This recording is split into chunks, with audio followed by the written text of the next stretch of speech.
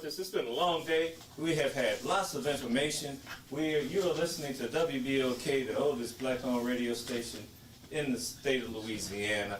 My name is Jeff Thomas, publisher and editor of Think 504.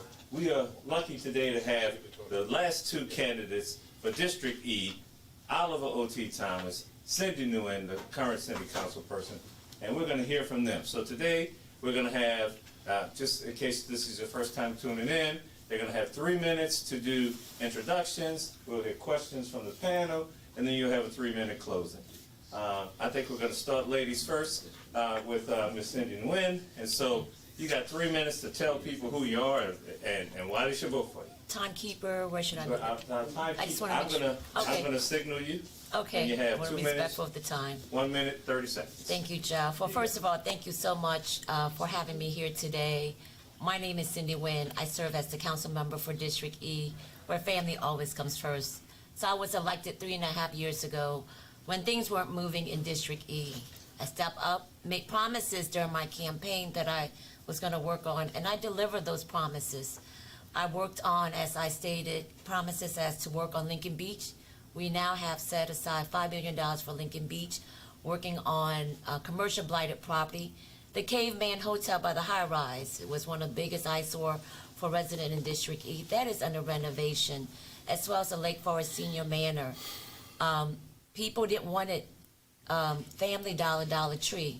We were saturated with Dollar Tree. I made a promise that I was going to pause and stop the East from saturating on with Dollar Tree, and I did that. Passed legislation in 2019.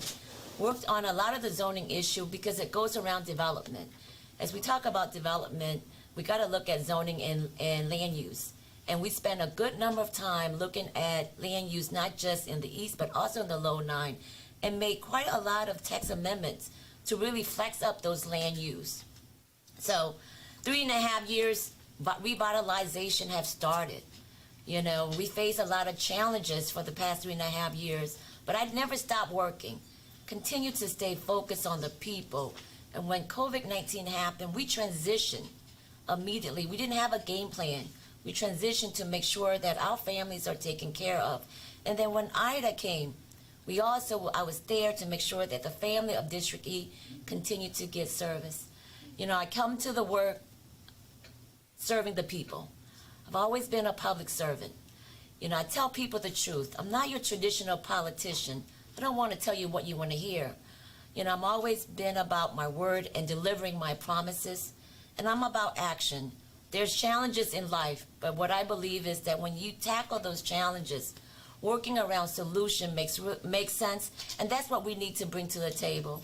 I continue to be very committed to the work for District E. I love District E. The area, the city of New Orleans, District E, welcomed my family 45 years ago when I was 5 years old. I'm honored and blessed to be serving such a beautiful district, and I want to continue that work.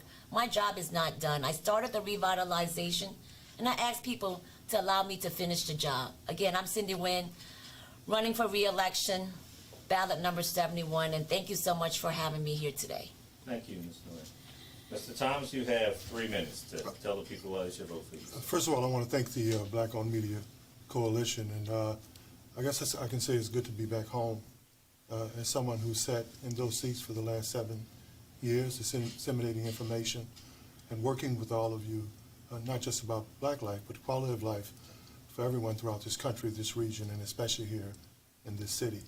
I'm proud of the work that we did with WBOK, the Tribune, the Weekly, and Data News, and the entire coalition, so you see, with the Good Morning Show, making sure that critical data, the understanding of public policy, how to connect the dots, and how people are informed about how systems work, whether it's business, whether it's municipal agencies, or whether it's elected officials who've been there on my show. So I'm glad to be back here. I'm Oliver Thomas, number 72. I was born and raised in the Lower Ninth Ward. I was born and raised in a community that had the highest concentration of African American home ownership of any district that had continuous boundaries in America. When I was a kid, we never could afford to go on a vacation. But a vacation for us was getting in the car and driving to New Orleans East. to go to my Uncle Richard English's house, to go see my Auntie Jerry off the Old Gentilly Road. And I'll never forget the 1979 article, the headline, The East, Blacks on the Move Up. Today, in the last 4 years ago, District E wasn't number one in murder, not political rhetoric, but the Metropolitan Crime Commission.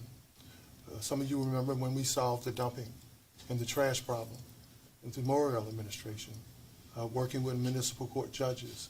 That was all but eliminated. The area now is number one in dumping. And of course, the crime statistics.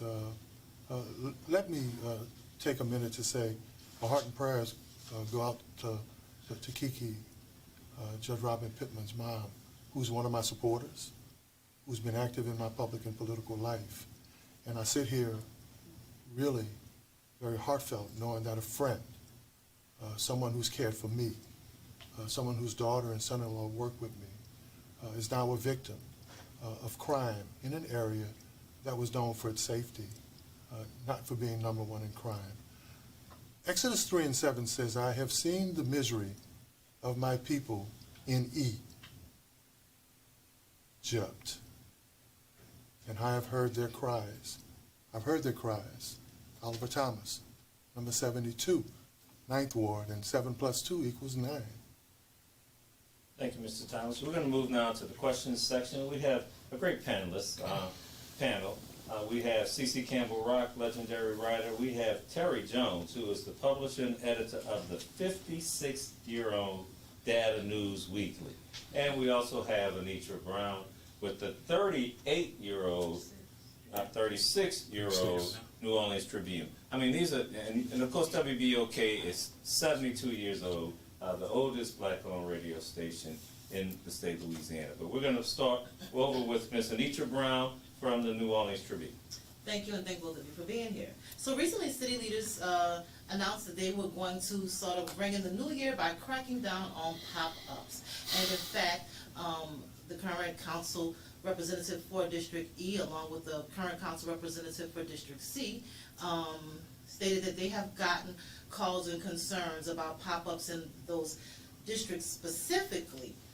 Later on, the administration sort of softened their stance, saying that the plan was not to crack down, but to make certain that all businesses were being treated equally. I question the efficacy of that statement, considering that all businesses or people can't necessarily be treated equally, since there hasn't been any equity as it relates to access to capital, wage and wealth gaps, residual impacts of redlining in our community, so on and so forth. But this is my question to both of the panelists, and I would like for Councilwoman Wynn to answer first. Your position on pop-ups. Yeah. And based on whatever the answer to that question is, my follow-up would be, then what would you do if reelected to help provide, create, foster a situation where these, I don't even want to call them small businesses, they're not even micro businesses, but people who have a dream and a product, or whatever it may be, can get their foot in the door. Yeah. Because for many of them, that's what the pop-up is. Yeah. It's the capital and the equity that they can't get anywhere else. So, Yeah. Thank you so much. Yeah, thank you. 4 minutes. Okay, thank you so much for that questions. And I do get a lot of calls and complaints in reference to when there are pop-up that happens in District E, particularly in the evening as well as on the weekend. And so when those stuff happens, it creates, nuisance in the area. And one of the reasons why I really wanted to tackle this is really create a space for pop-up vendors.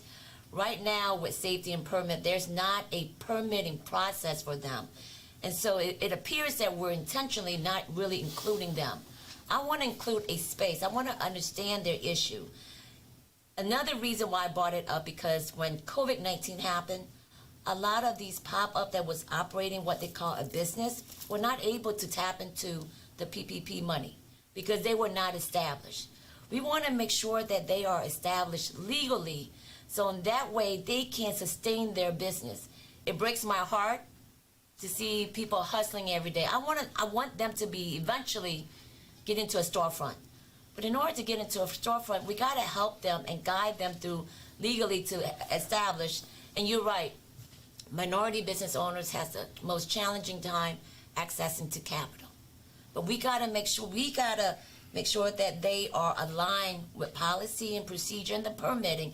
And if it doesn't exist, then we need to create those type of program and services for them. I'm actually meeting with a group of pop-up vendors tomorrow evening because I want to understand. I didn't come to the work to create barriers for people. I come to the work to understand the issue, but also look at how do we sustain them for the future. As I stated, I want to see many of these pop-ups to be big boxes one day.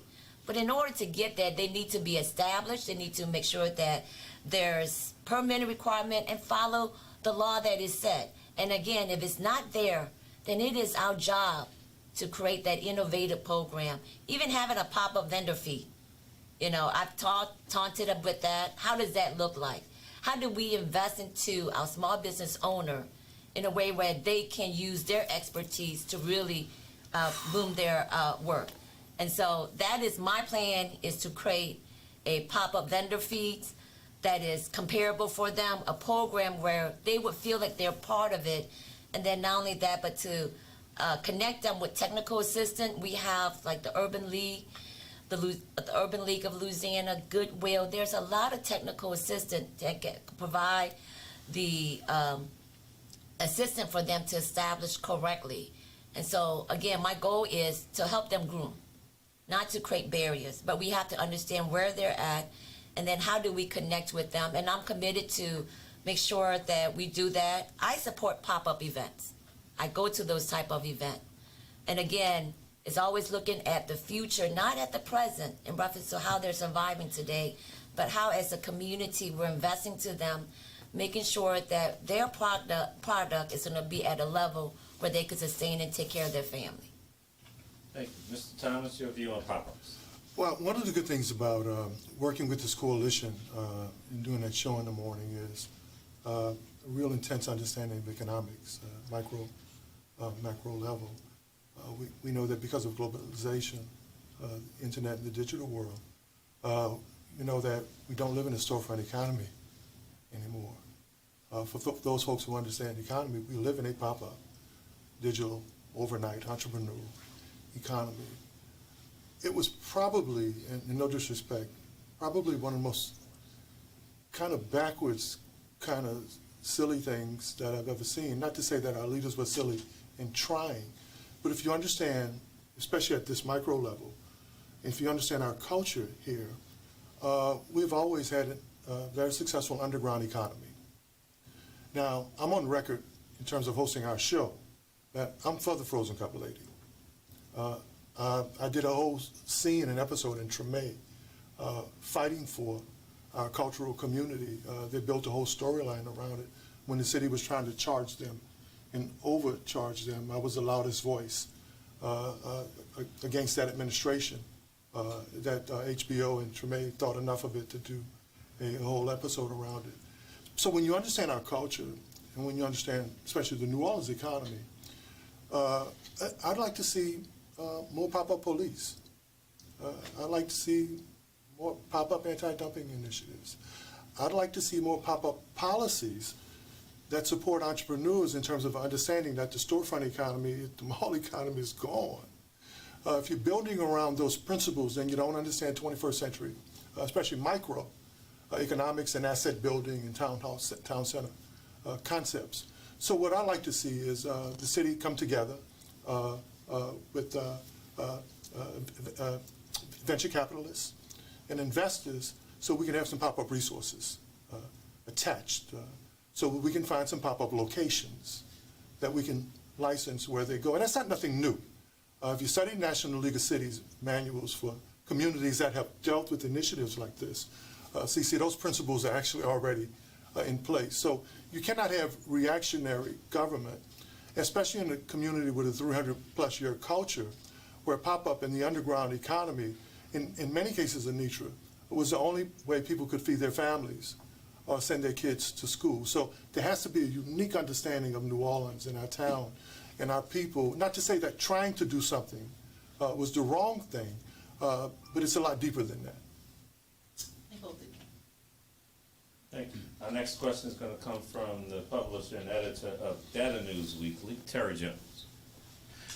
I was kind of close to the same subject because I was trying to get a grasp on the growth of the area. I grew up in the lower Ninth Ward, so I got invested interest in that area. A lot of people in New Orleans East. And since Katrina, I don't know what the plan is in terms of what areas still looks like Katrina was yesterday, and some areas look better, and some bit. Is there a blueprint or is there a plan anyway in that?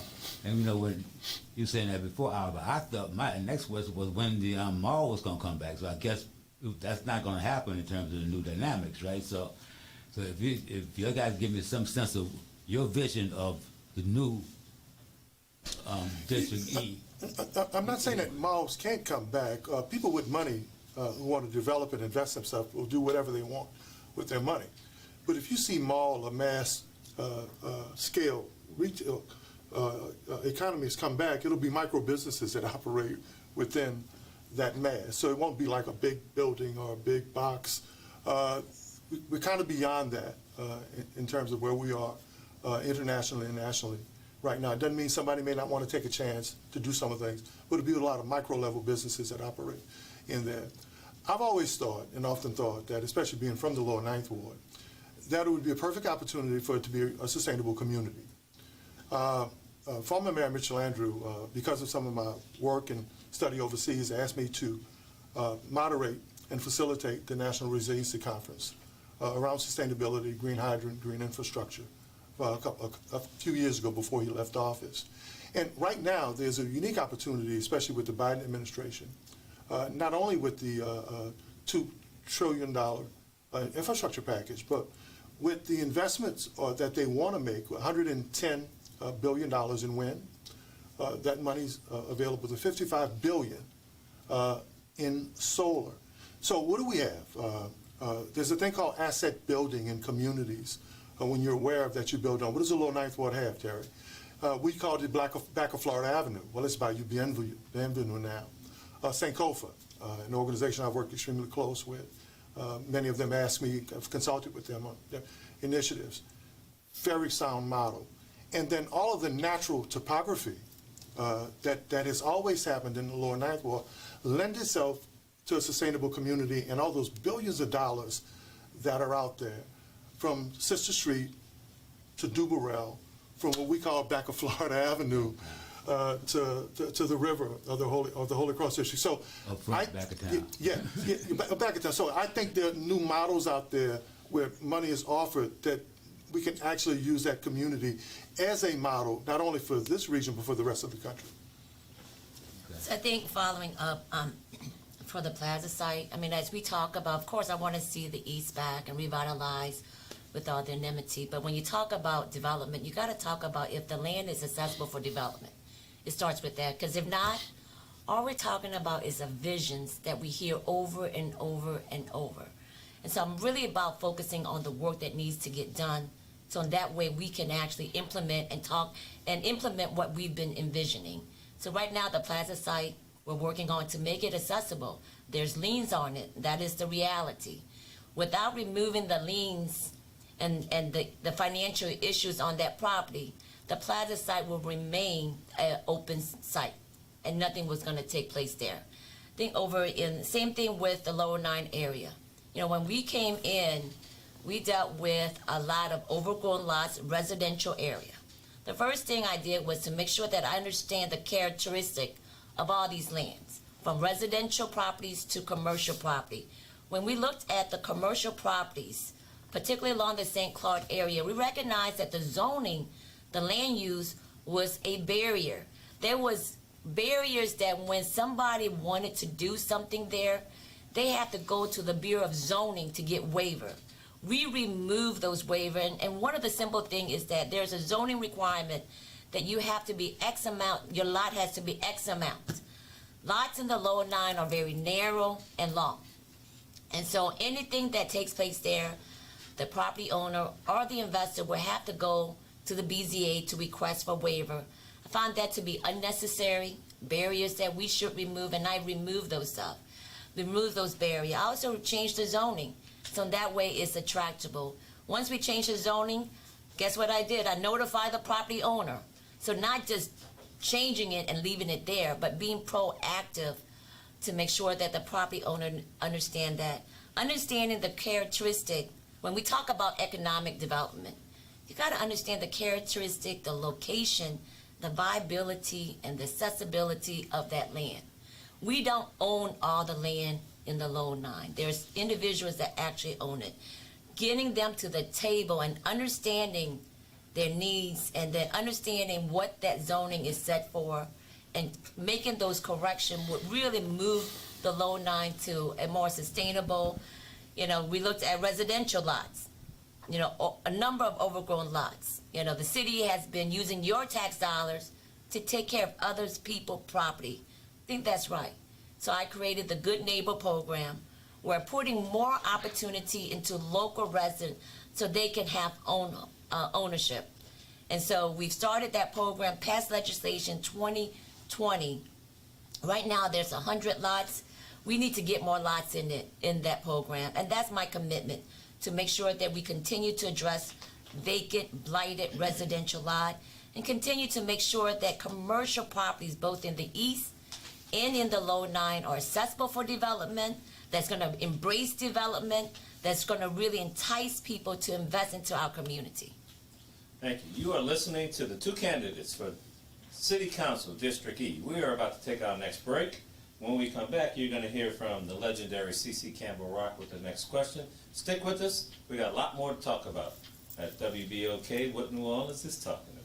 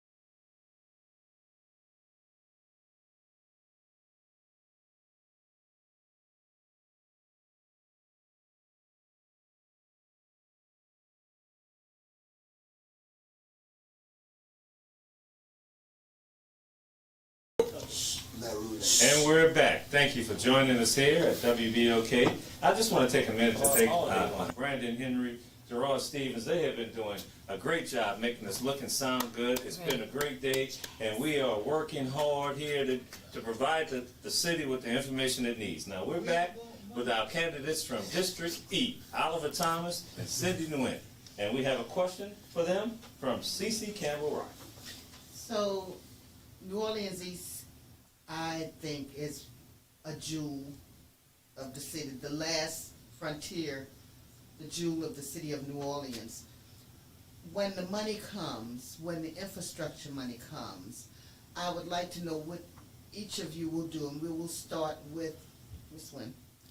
What each of you guys are going to do to ensure that black people have a share of the funding, because it's always the case when the money flows, our people don't get a substantial part of the money. And I'm talking about black contractors. I'm talking about black businesses. Yeah. You guys were just talking about black businesses. We always get left out. So what are you prepared to do to make sure that minorities, specifically black people, business people, get a share of the infrastructure money that's coming? Yeah. Thank you so much for that question, and you're absolutely right. District E, the East Alone 9 or Jules, a very viable community that has suffered from decades of neglect and abandonment. And to your question in reference to opportunity for a black business owner, minority business owner, I've started, when I first got into council 3.5 years ago, there was a disparity study conducted and shows that there was a huge disparity, something that we have known for decades that's always been a problem for many of our black business owner, minority business owner, accessing to opportunity through the city.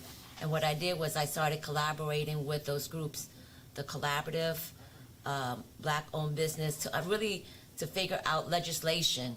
And we passed legislation in 2019 to make sure that, because what the city was doing before was they would lump in all of their contract and do 35%. And so we saw, and people pointed out, that we can get more if there's legislation that could separate every department, that they are mandated and required to do 35%. And I want to see that percentage go higher, because I really believe that 35 is just a minimum, but we can reach for the sky. And so I passed legislation to make sure that every department, not just City Hall, but every agency that receives city funding, public funding, are required to do 35%. So we just did pass legislation. We continue to monitor it, because as we all know, when we pass legislation, it may look nice on paper, but it's really the enforcement, and we want to see that, and I'm very intentional about that. We continue to work on legislation around responsible contractors. You have people that continue to get contract, and they're not responsible. And what I mean by responsible is that they will hire a company, and that company would not pay the people right. They would use 1099 to avoid paying other taxes, incentive. And so we have passed also the RBO ordinance about a month ago, that the prime contractor will be responsible for all of their subcontracts, and that because many times the prime would say, well, that's the sub, that's not me. And so if you're going to take them on, then you got to be responsible. You got to also set an example as well. So continue to work on legislation to make sure that minority business owners have access to all opportunity. I continue to be at the forefront, making sure that those opportunity, even when we have projects in the community, when people call me and say that, I'm struggling, having challenges to get connected, I reach out and make sure that we address those matters. And I will continue to keep fighting to make sure that minority business owner, black owned, have access to opportunities. Thank you. Just on that question, may I? Well, Sure. I just want, okay. I was just asking Ms. Wynn, just to be clear, you said 35% minority contracts. Does that mean women? Yes. Yeah.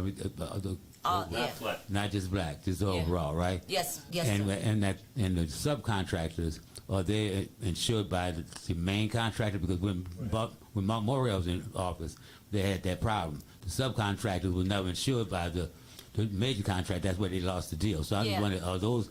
Is that inside the mix? So I think the bonding issue continues to be an issue that we're still focusing on.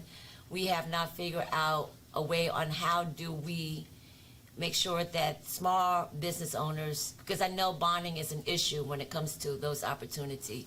So how do we piggyback? And I think we're looking at a couple of models and looking at what other states are doing. So a female could be a minority as well. Yes, sir. Well, let me just clarify my question. I wanted to piggyback on specifically for black. No, I got it. businesses, No. But wait a minute, Yeah, I also wanted to got ask it. you, and then Ms. Wynn can answer after, about the whole pop-up businesses. That's traditionally the way black people have began their businesses, because they did not have the money to, invest. Well, I said that in part of my People right now statement. that's selling smoked oysters on the sidewalk, for example. So would you consider a farmer's market? I'm gonna tell Ms. Leah we're gonna give Mr. Thomas Yeah. an extra 30 seconds. Yeah, I think I addressed the pop-up thing in terms of my belief and understanding the culture of this community. First, where there is no vision, the people will perish. That is very critical in terms of leadership. Real important question. If you've read the disparity study, 35% has always been the goal. What the disparity test study told us is that we're nowhere near the 35%. And specifically, when you talk about the African American community, that's my understanding of these numbers, man. It's a science. It's thought leadership. It's really a science to this stuff. The African American community is doing about less than 0.1% of business if you've read, especially the details in the disparity study. So now, specifically, if you want to focus on African American business, what the administration has to do, especially in sense because of the Croson and the Richmond decision that it deals with set-asides, they have to be prepared to show case studies of how African Americans, specifically, not DBE, African American businesses have lagged behind, not only because of the disparity, but because of race and discrimination in terms of contracting, all right? So that part, I'm going to ask the administration to do that next part, to prepare a case study to show why you can go to the, because you might probably have to go to the courts to go to the next step if you understand this stuff. The other thing that has to happen is that prime contractors have to stop using their wives and daughters to fill. This stuff is complicated, right? To use their daughters to fill up the DBE requirements. So you mentioned the Morrell administration, Chair. We were very successful during that time. You had growth in the black middle class. You had growth amongst the black contractors because the administration was specific. It was specific. It wasn't quite the Atlanta model, but developers knew if you walked in here to do a deal, it better look like the community or look something close like the community. We've gotten away from that. There's been a fear on behalf of government. And one of the things that I think, especially, and we dealt with this on the Good Morning Show with a lot of topics, especially with disparities around the country, is that if we have a city attorney's office, then for folk who are not following the rules, meeting those requirements, then that city attorney's on the clock. Let's go to court. Let's challenge that prime. Let's challenge that entity in terms of participation. Now, we have an opportunity now because of the trillions of dollars of infrastructure. And let me say this to people in the East and the Lower Ninth Ward, wherever there's land, somebody come and develop it, take it, gentrify it. So for folk who don't think these communities are, right, because many of the business deals that are happening now are not African Americans. They're not African Americans who own the property, who own the buildings, who are actually doing the work. They're not. That's a fact of record. So what we're going to have to do is be specific that maybe not the Atlanta model, maybe something similar to what was done in the late 90s and early 2000s when you had that growth in the African American middle class and entrepreneurial class, so that developers and investors will know that, no, you got to move the meter. And we're not dealing with goals. We're dealing with actual numbers. Because to say 35%, if the city in government was doing that percentage, we would not have some of the breakdown and disparity right now. So that's the goal, but that goal hasn't been reached. Okay. Did you want to give Ms. Nguyen a chance to follow up? Yeah. So on the pop-up, as I stated, the pop-up situation came out because I was getting a lot of calls and concern from my constituent. We had pop up in residential area. And so this is not a target on any Pacific community. This is really about how do we help pop-up vendors so they can be aligned with policy and that they are established in a way that when, God forbid, if we have a disaster, they're able to tap into those resources. And it aches me, particularly during COVID-19, when I have individuals that started their business but was not established correctly, couldn't tap into any funding. And they're now set back a little bit further. So the intent is really about cleaning up our community, creating opportunity for our pop-up vendors, and creating a space for them. So in that way, they can be part of the community. And that way, when things happen, then they will be able to benefit from those resources as well. I think we're getting that. Okay, Miss Anitra Brown from the New Orleans Tribune. I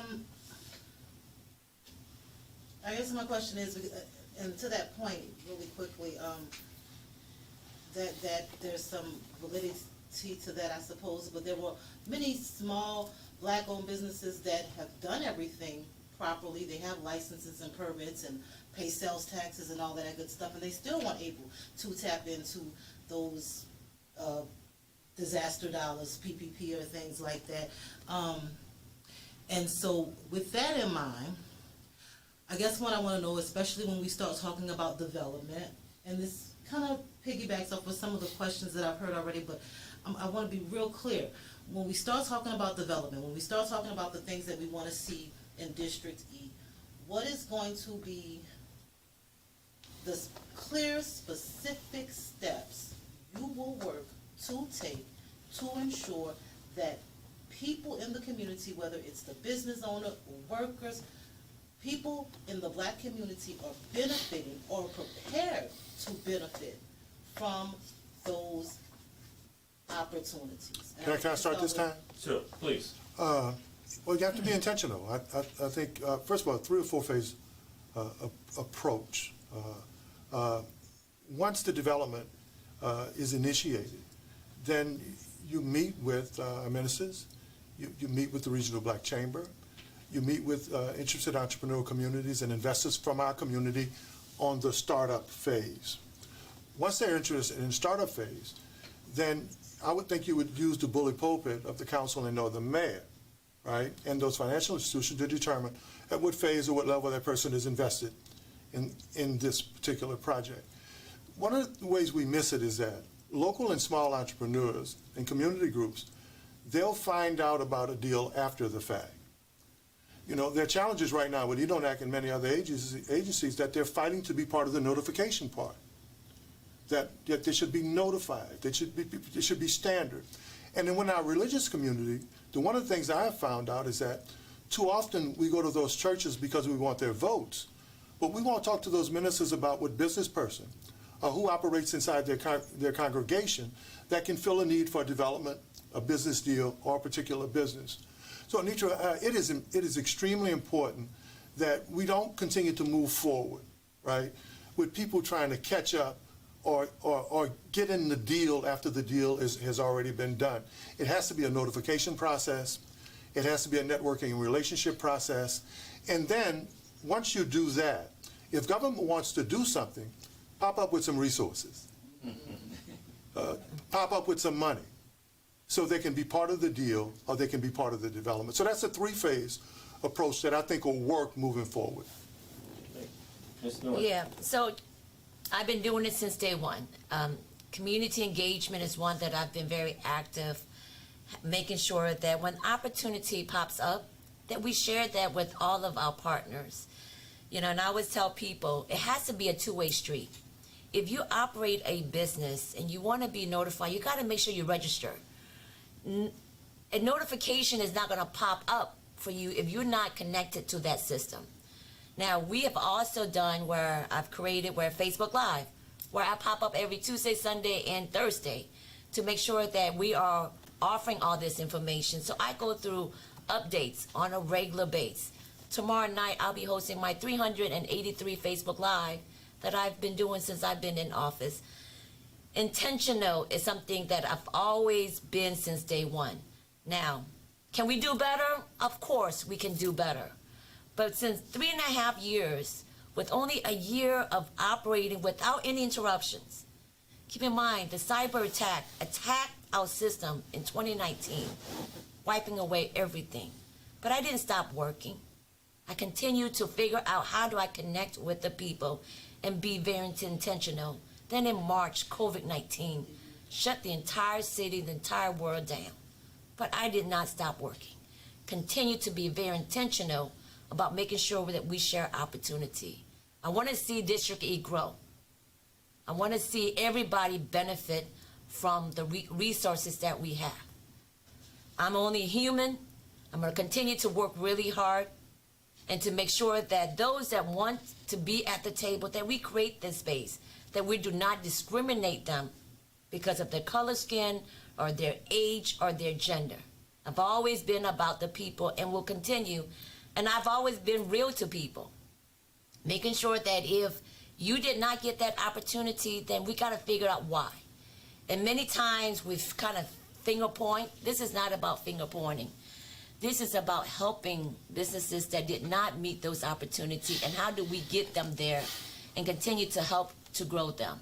And so I will stay committed to make sure that we share information in many different ways.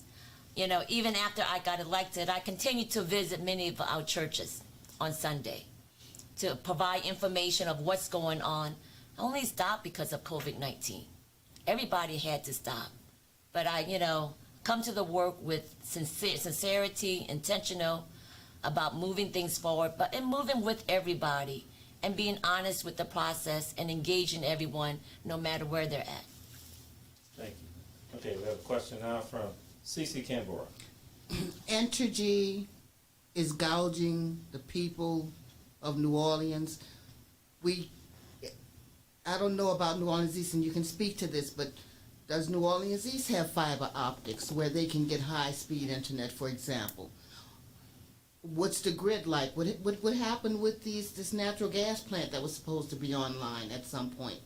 But Entergy is gouging the New Orleans people in total. A $400 electricity bill is a car note. What do you propose to do with Entergy? We are paying more in Entergy costs than any other parish in this state.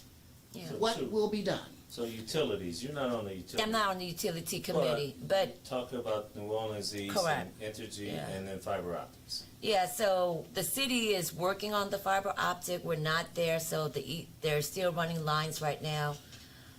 In reference to Entergy, and energy costs, we have a very old housing stock in New Orleans. We have homes that hasn't been weatherized, and so when you are running the AC in your home, there's crack in it, then you're losing energy. I really believe that we need to invest more into weatherizing and protecting our homes and getting up to standard, helping our families with energy efficient appliances, because those measure helps decrease the use of running your energy. And I continue to stay very committed. We are working on a pilot where we're looking at selecting 20 homes. I know that's not many, but we have to understand where they're at, and to show that the homes are old, and how do we invest into those homes. I get calls all the time about Entergy, from the customer in reference to high bill, and then when we go out there and send somebody out there to do a smarts assessment, we find out that their homes has a lot of cracks.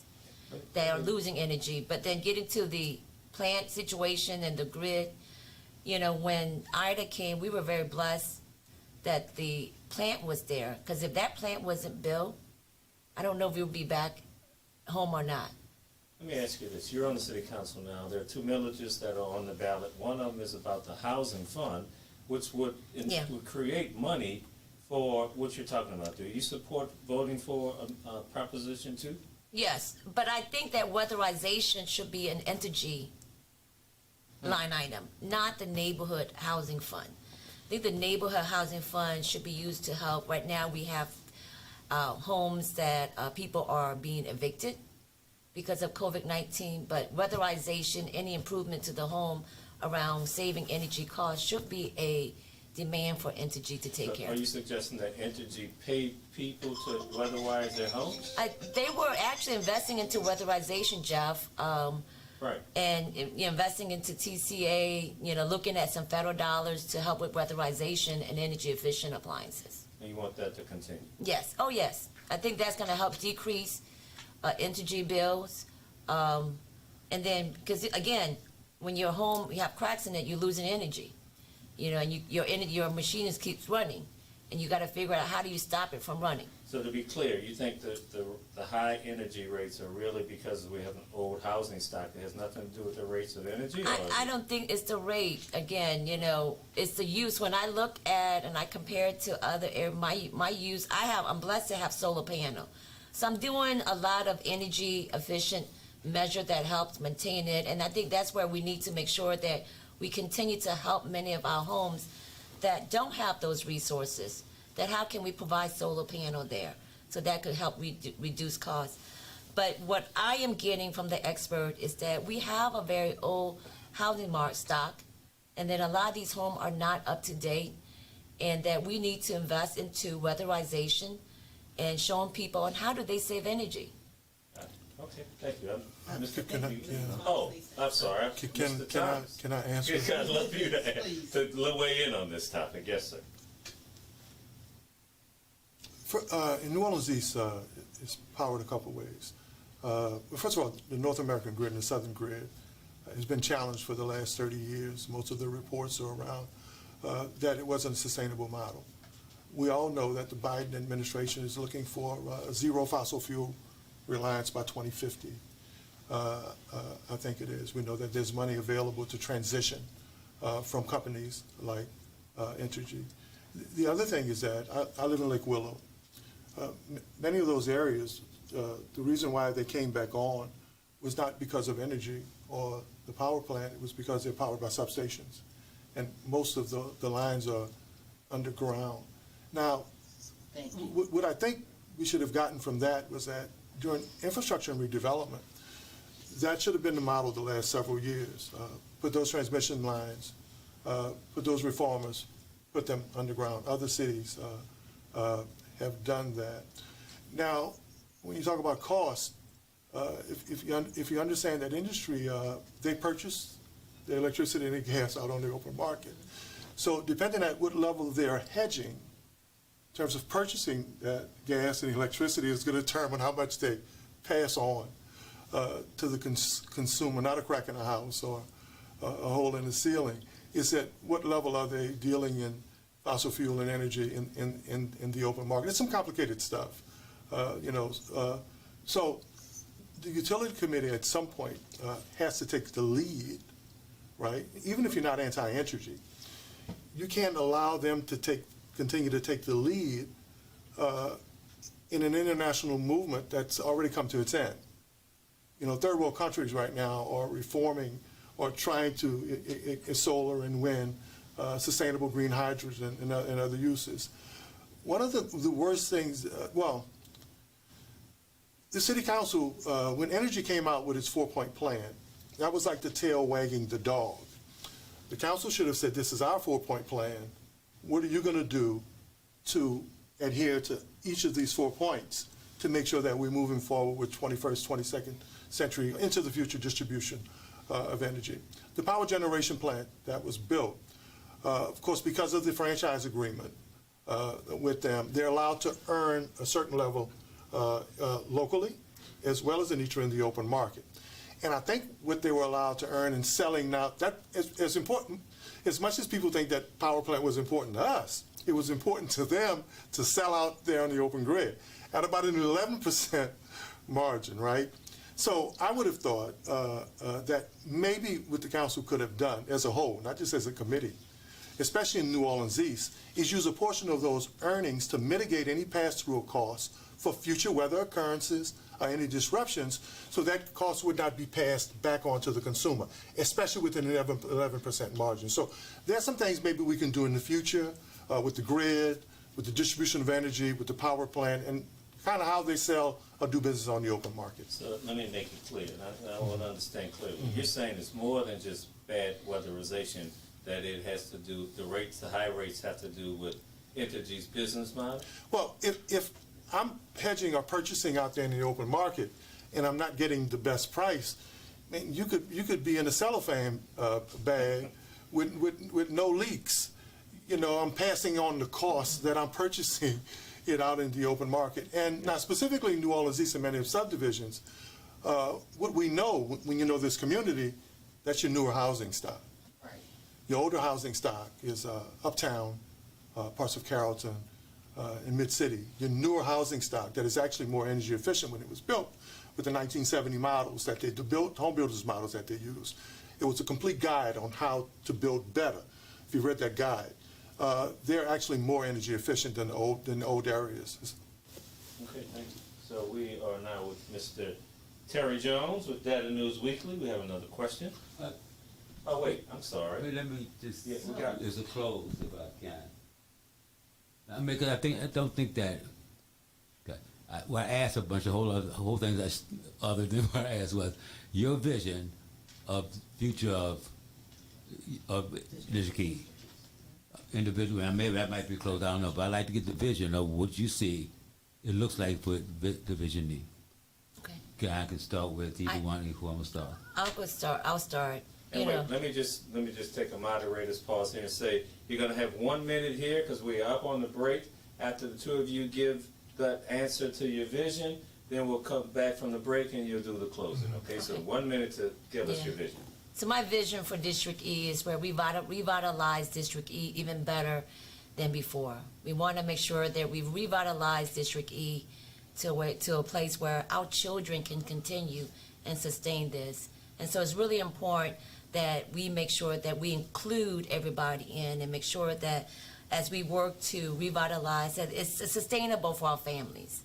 Think how homes used to be built, how we used to live, and our lifestyle may not be conducive to the population, but bringing people together and bringing growth, development, where family can actually thrive in our community.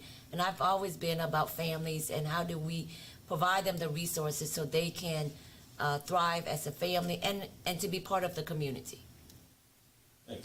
Mr. Thomas, Yeah, your vision for the my vision is to asset build around the largest African American municipal district in the Gulf South. It has the highest concentration of African American middle class and upper middle class in spite of all its problems. That's where most of our black wealth and money comes from. To asset build around around the largest national wildlife preserve in America by usage, with 340 different bird species. To asset build around 9.5 miles of waterway, 5 of those miles of beach. To asset build around 7,000 acres of developable business park that is next to 2 of the busiest waterways in America, intercoastal and the industrial. To asset build around those 27 subdivisions, which represent some of the highest African American earners in this community. We have the assets there. We just need policy in the government that acknowledges them, recognizes them, and has a vision to work with them. Thank you. So we are going to take our break now. When we come back, we're going to hear, this is going to be the last we'll hear from our 2 candidates. They're going to have 3 minutes apiece to close to talk to the audience about why they should vote for them. You're listening to WBOK 1230 AM, what New Orleans is talking about. But before we go, I would be remiss that if I didn't mention, I talked about the behind-the-scenes people. We have Miss Leah Clark, a Xavier student and intern who has been working as a timekeeper all day. She has been doing an incredible job. I just want to personally thank you for helping me keep these candidates on point. But we'll be right back, ladies and gentlemen. Stay tuned.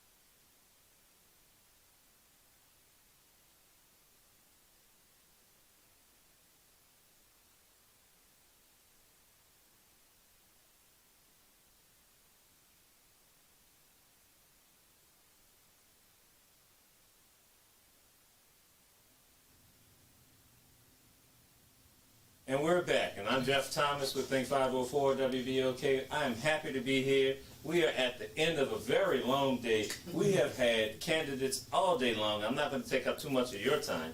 We're hearing today from the 2 candidates left for City Council District E, incumbent Cindy Nguyen and Oliver Thomas, challenger. So we're going to give you each 3 minutes to close out the day and tell people why they should vote for you. We're going to, ladies first, we're going to start with you, Ms. Nguyen. Sure. Thank you so much. And again, thank you for having me here. I really enjoyed the conversation and the thought sharing that took place here today. Again, my name is Cindy Nguyen. I am the incumbent sitting council member for District E, where family always comes first. You know, a lot of the things that we've been facing, challenges as a community, stem from decades of abandonment and neglect. We're still talking about issues that should have been fixed years ago. 3.5 years ago, I stepped up, you gave me the opportunity to serve the community. I came to the work very intentional and worked really hard to make sure that we decrease that mountains for people in District E. You know, make promises to you. And many times when a candidate runs, they don't go back to their campaign promises. But I do. I kept those promises that I made to each one of you in District E and worked on it right away. I stopped the Dollar Tree Family Dollar.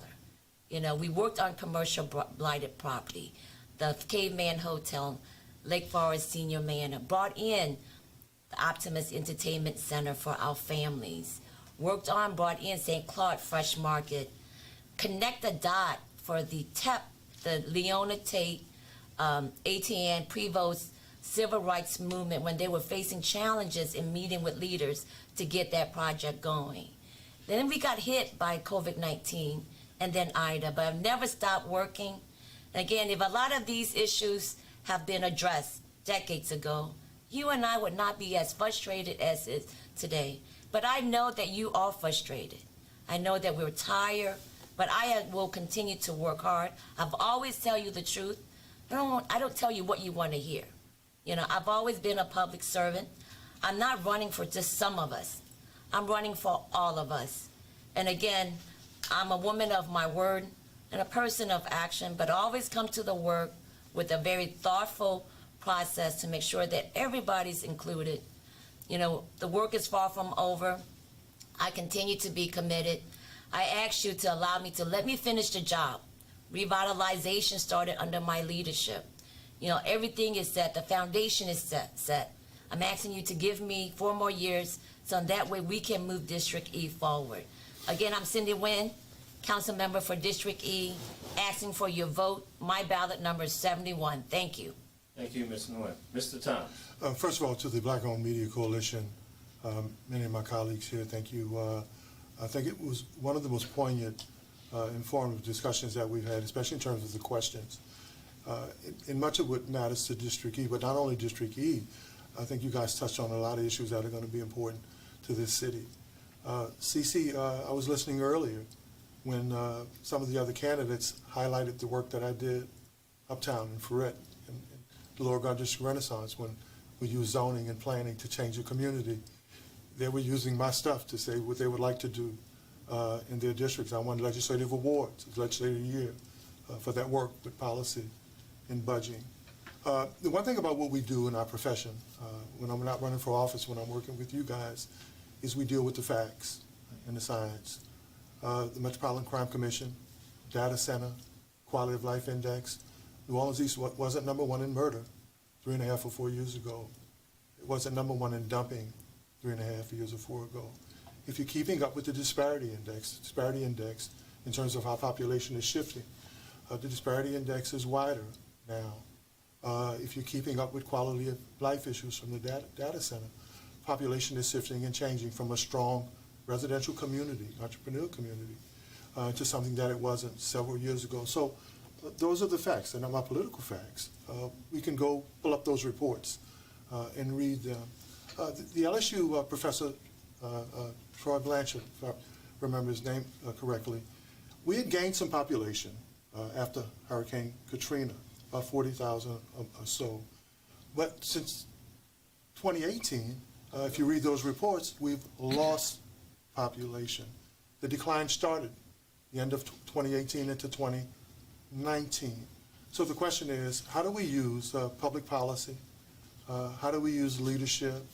How do we use legislation and budgeting to mitigate the decline that happened 3.5 or 4 years ago, stabilize it, and then what I would like to see done is grow on those assets that we talked about, that proud community that was remembered for its investment in generational wealth, home ownership, small entrepreneurs. Man, let's let some vision pop up. Let's let some ideas and solutions pop up. Let's let some police protection pop up. Let's let some small business loans for those people we're trying to pop out. Let's let some funds pop up for them. And then let's pop up and start dealing with the realities. If we continue to tell people that we live in an area that doesn't exist, then you won't do the work to create an area that they want and need to exist. We have some challenge in this community. As a historian, when public safety and essential services are in question, if you understand history, that is potentially the death of a civilization, a county or a country. We see the headlines. We see what's happening with public safety and essential services. It's time for us to mitigate those things now. We appreciate everybody's service, man. Kudos to Ms. Wynn and her family. Happy holidays to them. But it's time for the kind of work that deals with the realities of where we are, so we can create a community where the people in District E and the city need to be. I'm Oliver Thomas, number 72. Thank you. Thank you all. Thank you, audience, for listening. I'd be remiss if I didn't thank Xavier University and the Communications Department, Mr. Darian Laurent, Dr. Reynold Verrett, the president of Xavier University. Now, I want to personally also thank all of the members of the Black-Owned Media Coalition. It's the end of the day. I've been here all day. Black-Owned Media Coalition. I forgot the name of our group. Terry Jones, publisher and editor of Data News Weekly.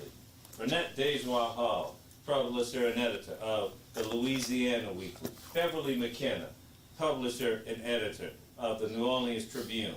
Who am I forgetting? Jeff Thomas, publisher and editor of Big 504. And thank you to all of you guys for listening to us. And to our panelists who've been here, CCK, WBOK. What New Orleans is talking about. How did I forget? The #1 station in the land. I tell you what. Thank you, candidates, for being with us again. And you guys have a great day. Thanks for listening. And we're out. All right. This was fun. Thank you. Same to you. Same to you. All right, brother. Take care of that.